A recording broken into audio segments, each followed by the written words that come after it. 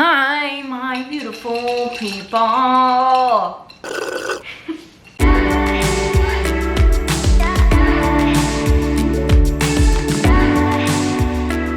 How are you today? I'm just sitting here with my iced coffee, having a grand old chat with myself, going through all these questions, trying to make sure I don't sound like an idiot.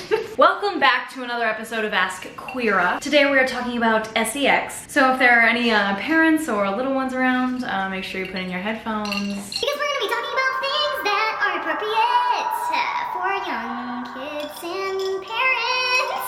I asked you guys on Instagram, send me in any questions you want advice on in terms of LGBTQ plus sex. A lot of these do have to do with two people who have vulvas having sex, but there are a few that could just be applied to anything. I am not a sexpert. I wish I was a sexpert. But I'm not a sexpert, unfortunately. I definitely don't know as much about sex as like sex educators here on YouTube. I'm just gonna give some advice based on my own personal experiences. Take it or leave it. Do you like my phone case, by the way? Oop.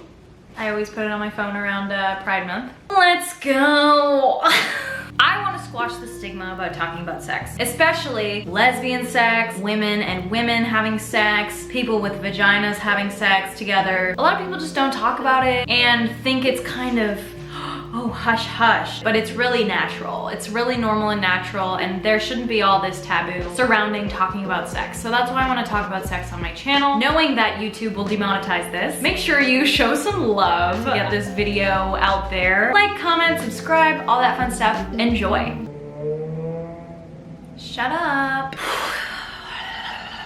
This is a great first question to kick it off. How do you get over first time terror being with someone of the same sex? It is gonna be probably scary because anything out of your comfort zone that you haven't done before is usually gonna be scary, and that's okay. And I think the only way to get over that terror is to just fucking do it. Just do it. After the first time you do it, you'll realize it really isn't anything to be scared about. It's very exciting, it's very fun. It's not scary as long as everything is consensual and you're communicating well with your partner, and you're most of all just having fun and enjoying the new experience and not focusing on, you know, am I doing a good job, putting pressure on yourself. Just focus on having fun and learning. It's a new experience, so enjoy it. Next question. Same-sex practices for same-sex couples. They don't teach this stuff in schools. I know, right? Oh my God, tell me about it. Especially in Catholic schools, they literally only teach you abstain. Just abstain, like just don't do it. They put so much negativity surrounding the word, just making it seem like it's this terrible bad deed, and if you do it outside of marriage, you're a sinner.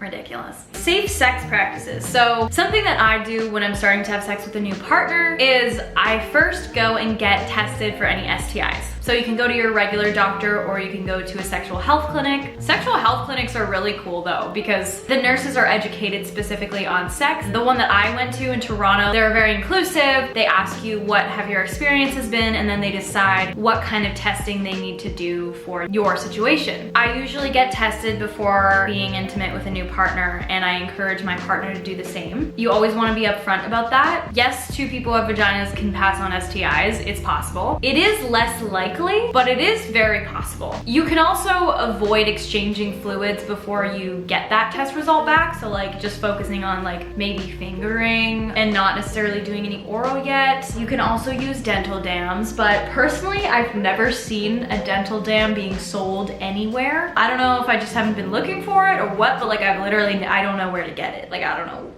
Yeah. Next question, how to build up stamina for me to keep my pace with my top with high sex drive GF. First of all, I want to say it's totally normal for, you know, two people to have different sex drives or different libidos.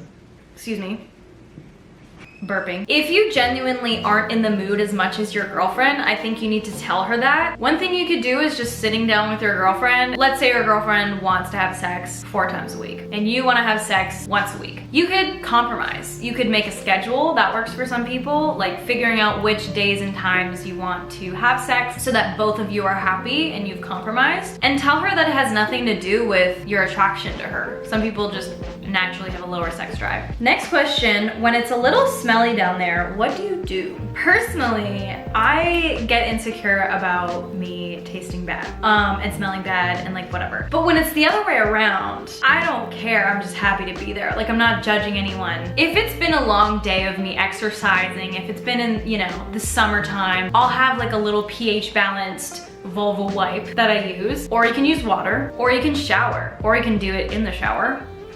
There's another option. And if you feel insecure about how you smell or how you might taste down there and you don't want your partner to go down on you, just say not today. Finger me instead. Whatever. Because then you're gonna be thinking about it the whole time. You're gonna be in your head, you're gonna be like, Oh my god, do I taste bad? I'm so worried. I feel so insecure. and that's not gonna be a pleasant experience. What if your partner doesn't make you orgasm, but you feel like you take too long? First of all, I wanna say, sex isn't always about orgasming. It's about the journey, not the destination, honey. I would say to just focus on the experience, not so much like, oh, when am I gonna come? When am I gonna come? Try to just enjoy the moment. And I know this is like easier said than done, Kira. If you're constantly thinking about, oh, I'm taking too long, you're not gonna orgasm that way because you're in your head. Take some pressure off of orgasming, let go and enjoy what's happening. A lot of people ask this question, are we supposed to shave down there or what? I love how you phrase this. Personally, I don't give a shit. What you wanna do with your body hair is your business. I'm not gonna dictate what you should do with your body hair. Some people though, I do know, are picky. If your partner has a preference and you don't mind fulfilling that preference, go nuts. But if you like your pubic hair a certain way, keep it. Fuck everything else. You guys are funny. Do we talk? Is there music playing in the background? Literally help Kira. Yes, you can talk. Of course you can talk. Communicating with each other. Does this feel good? Do you like this? Are we having a good time here? And yes, you can play music. There's so many good sex playlists on Spotify. I've made some myself. And then no one's focusing on like the sounds your bodies are making. You're just like kind of zoning in, listening to music and chilling out. It doesn't have to be silent when you have sex. Like literally, it shouldn't be silent. I don't think anyone expects anyone to know exactly what to do because everyone's preferences are different. Everyone likes different things, so how are you supposed to know what to do if that person doesn't tell you? Next question, nervous to go down on a girl, any tips? I have a few tips. Number one, you don't just have to use your tongue. You can use your lips, you can use your nose, you can use your whole face. Number two, try to make your tongue as soft as possible. You don't need to go like poking around with your tongue like this. You know what I mean? Imagine you're licking an ice cream cone. Communicate with them. Do you want me to do circles? Do you want me to do side to side? Do you want me to go in? Do you want me to just go around your clit? Tease. Teasing is nice. Teasing is fun. Don't go right to the clit right away. Kiss around the area. Go up the legs. Touch her body. Touch her over her clothes or her underwear first. Those are my tips.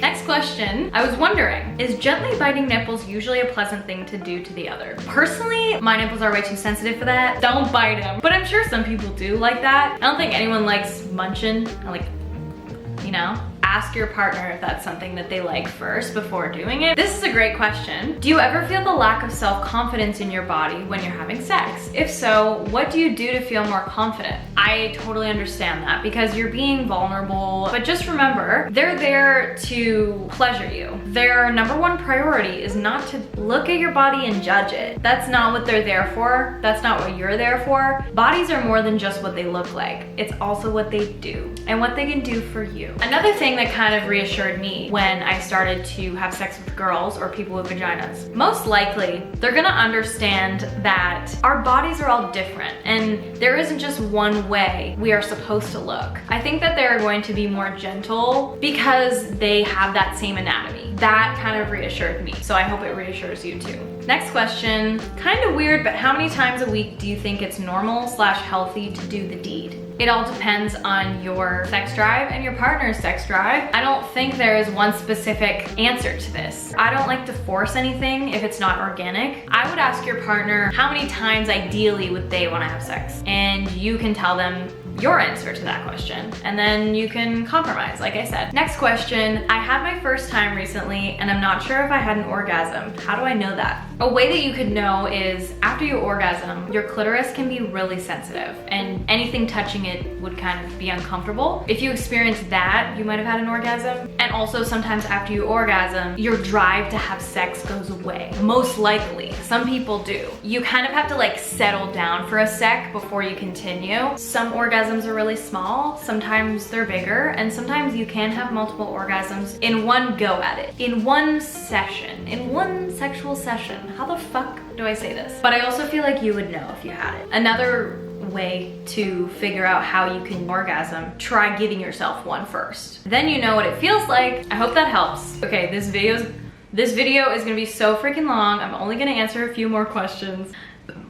Excuse me. Is scissoring an actual thing? I've gotten a lot of questions about this, okay? A lot of people define scissoring as different things, but my answer is yes, but it might not look how everyone thinks it looks. It isn't always this motion. It's more like this, if that makes sense. It takes a bit to get a hang of it, but it feels really nice once you do. We're gonna answer one more question. How to bring up new sexual desires / instructions on it while in the mood without killing the vibe? This is a great question, because sometimes if you start doing something or if you bring something new up that person doesn't end up wanting to do, it can definitely kill the vibe. Because like you just like, you stop the momentum. My advice for this would to just bring it up beforehand, before you have sex. Ask if this is something that they would be interested in trying, if this is something they're interested in, and then if they say yes, then you can give them instructions on how to do it. That's my advice. So this was fun. Thank you so much for watching. If you like this video, give me a big thumbs up. Let me know what you want to see next in the comments below. I hope you guys learned something. Have a great rest of your day. Mwah! See you in my next video.